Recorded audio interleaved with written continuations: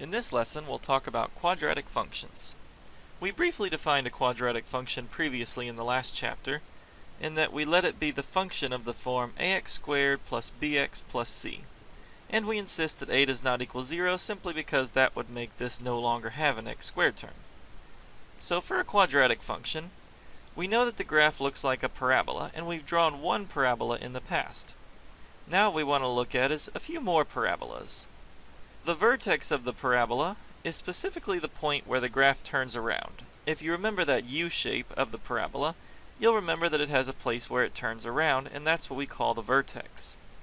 Also, when you draw a parabola, you have something called the axis of symmetry. The axis of symmetry is the place where, if you were to draw that line, you could see that the two sides of the parabola are a mirror image of each other. With that said, let's take a look at a few examples of graphing a parabola and then determining where the vertex and axis of symmetry lie. We're going to be using transformations to use this. So if you look at this expression, you'll notice what we see here is this minus 2 is on the inside. And again, that's a horizontal shift. And because it's a horizontal shift, everything is reversed. What we're going to do is we're going to take the classic x squared shape and move that to the right 2. So using the reference points that I usually use for these, here's your parabola. For the vertex and axis of symmetry, it's pretty easy to see here now that the vertex is that turnaround point, and that's at 2, 0. The axis of symmetry is again the line that divides the parabola into two halves. If you look carefully, it appears to be this line right here. And for the case of an opening upward or downward parabola, which is all we'll talk about in this course, you will always have a vertical axis of symmetry, and it always passes through the vertex. Because it's always vertical, the equation will always be x equals, and you'll always grab the x-coordinate from the vertex.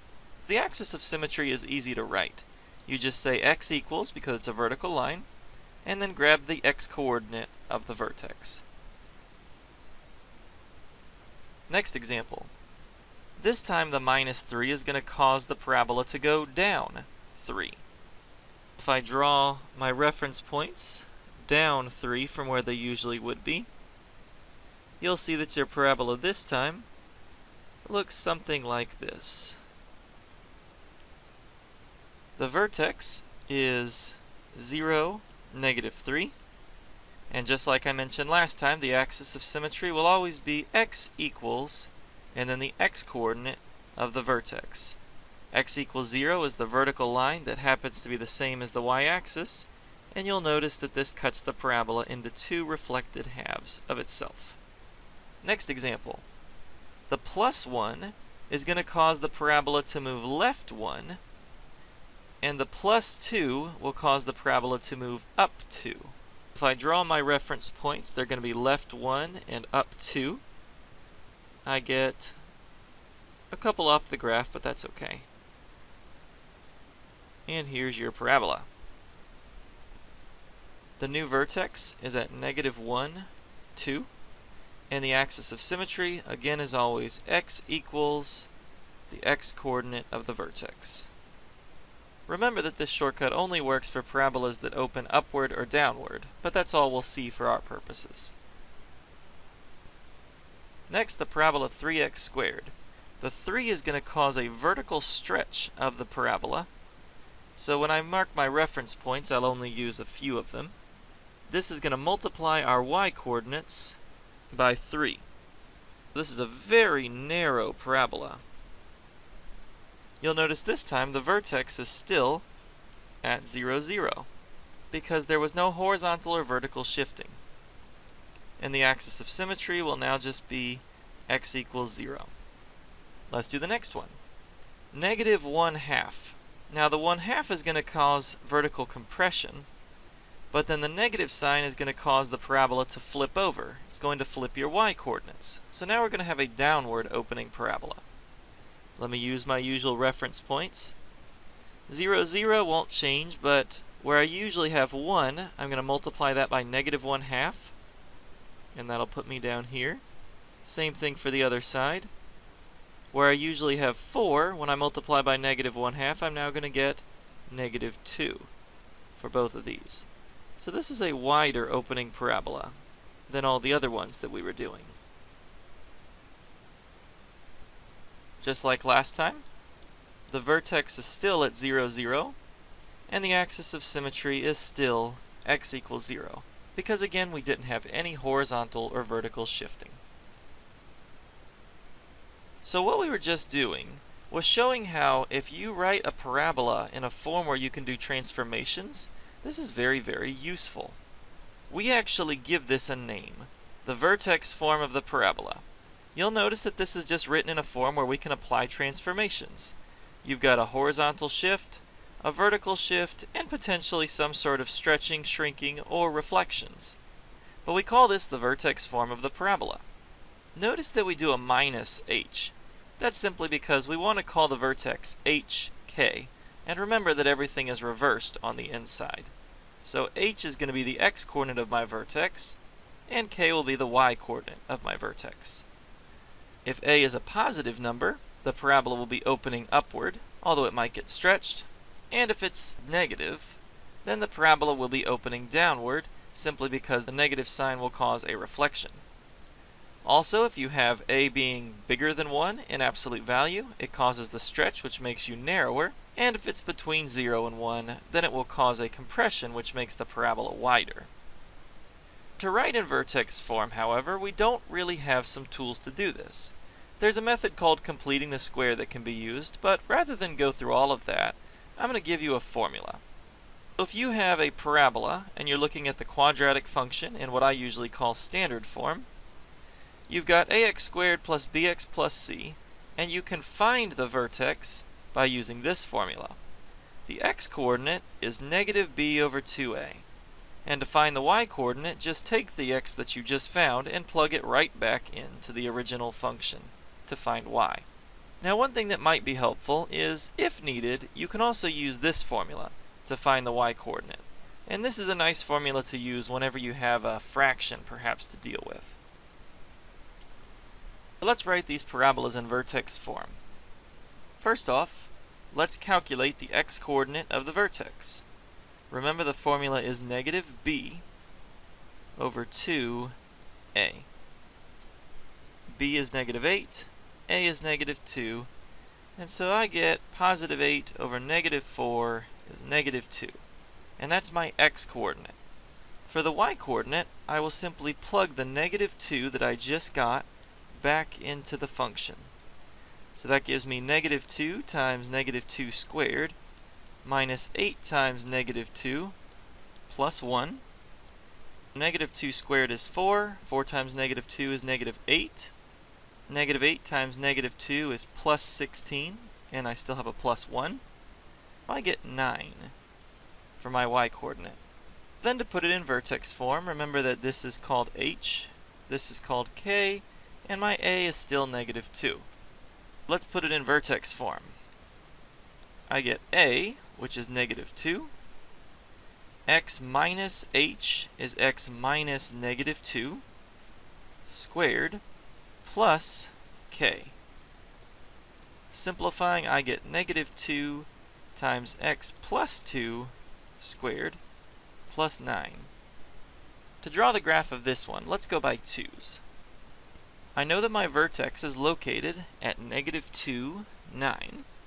So that looks something like this. And then the reference points that I use, I'm going to try to be accurate, but I'm not as concerned as to whether you guys perfectly draw this, but make sure that the graph looks narrower than a normal parabola. My new reference points will be right here, and then you've also got some all the way down here, after some of the transformations take place. That makes my parabola look something like this. Next one. Again, the x-coordinate of the vertex is negative b over 2a. That's negative 5 over 6. Now, I don't know about you, but I don't particularly want to do the calculations of plugging this back into g.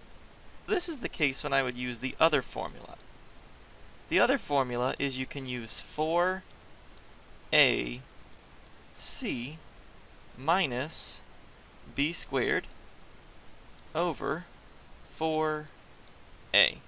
When I do that, I get negative 24 minus 5 squared is 25 over 12, which gives me negative 49 over 12. That's just over negative 4, which I'll use in a little while. Again, this is my h, this is my k, and my a is 3. To put it in vertex form, I get f of x equals a is 3, x minus h squared plus k, which is negative 49 over 12.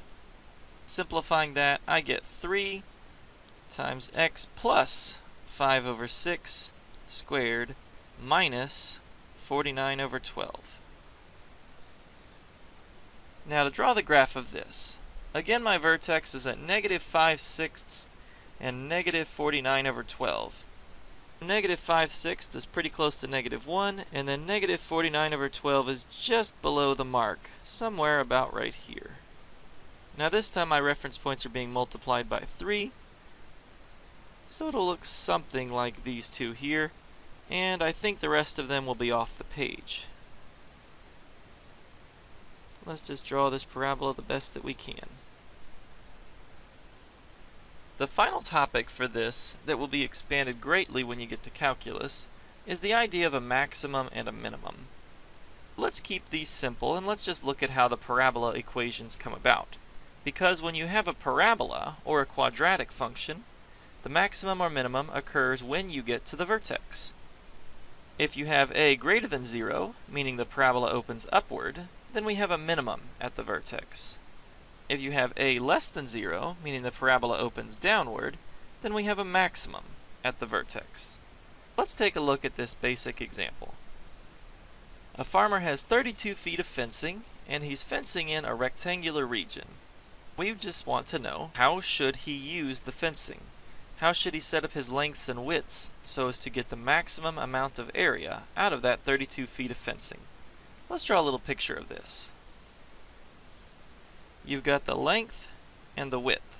Because he has 32 feet of fencing, we know that 2L plus 2W would be 32. That's the standard formula for the perimeter of a rectangle. You might even divide everything by 2 and say that the length plus the width is equal to 16. Then what we want to do is we want to figure out what the area would be. The area is equal to the length times the width. But if you think about it, the length plus the width is 16, so you could write the length as 16 minus the width. And with that said, if the length is equal to 16 minus the width, then I can plug in 16 minus the width for W, which gives us an area function, 16W minus W squared. Now that's a parabola. This is the area in terms of the width. And I haven't written it in standard form. You'll notice the W squared is second. But this means A is negative, and so if I figure out where the vertex is, that will tell me how I can find the maximum area. The x-coordinate in this case is W, but that's going to be negative B, B is 16 here, over 2A, A is negative 1 here. 16 over 2, and all the negatives will cancel, gives me 8 feet. 8 feet is the width that will give me the maximum area. But then the length was 16 minus the width, so that's going to be 8 feet also. Let's just write a little summary. The fence should be 8 feet by 8 feet, and that will maximize the area. And interestingly enough, it seems that if you have a rectangle with a set perimeter, the maximum area will be the rectangle that's actually a square. Here's your next example. We've got a bright man putting a fence on his property to house his sheep. Lucky for this guy, he's got a straight cliff that he can fence along. Here's the way that he can save some fencing. All he has to do is fence right up to the edge of the cliff, and then he only has to fence 3 sides of this pen. This'll save him some money, or so he thinks. If he has 2,000 feet of fencing, we need to figure out what dimension should he use to maximize this area. Let's draw the picture again. you've got this rectangular fence, but along the fence side is this cliff face where he's not having to fence up to. Well, that's kind of convenient, but I don't know if his sheep are going to survive. Let's label both of the sides for the length this time, because we can't use the standard perimeter equation. The amount of fencing used is really 2 times the length plus just 1 copy of W this time. So if he uses up all the fencing, he'll use 2,000 feet. And we do need this 2L plus W. There is no 2W. He's not fencing along the cliff. This uses a slight variation on the formula. Last time I did this, so let's do it again. Let's use W equals 2,000 minus 2L. And so now the area is the length times the width, L here for the length already, but the width is 2,000 minus 2L, and that gives me that the area is 2,000L minus 2L squared. Now there's no problem with the fact that we ended up in L instead of W this time. We'll still be able to solve for the other variable. Either way, the vertex is where I'm looking. If I look at the negative b over 2a just like last time, I'll have negative 2,000 over 2 times negative 2, and negative 2,000 over negative 4 gives me 500 feet for the length. So then the width would be 2,000 minus 2 times 500, which is 1,000 feet. Let's write a summary sentence for this one as well. The fence should be 1,000 feet parallel to the cliff, this direction, by 500 feet out from the cliff, this direction.